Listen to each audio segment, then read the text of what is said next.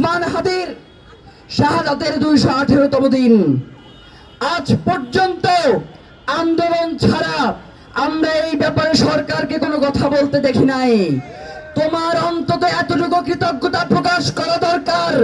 ওই দিন যদি আমরা বক্তব্যে একবারের জন্য বলতাম যে এই অন্তর্বর্তীকালীন সরকার আমরা মানি না, কোন নির্বাচন আমরা মানি না, শহীদ ওসমান হাদির হত্যার বিচার হওয়ার পর সবকিছুর ফয়সালা হবে, তাহলে আজকে যে চেয়ারটায় বসে আছো সেই চেয়ারে কিন্তু তুমি বসতে পারতা না।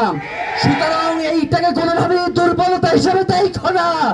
এইটা আমরা মনে করেছিলাম যে শহীদ ওসমান হাদি ঢাকা 8-এ নির্বাচন করেছে, তিনি চেয়েছিলেন যে বাংলাদেশে নির্বাচনের মধ্য দিয়ে একটি সরকার ক্ষমতায় আসুক, কিন্তু তোমরা সেইটাকে আমাদের দুর্বলতা মনে করেছো।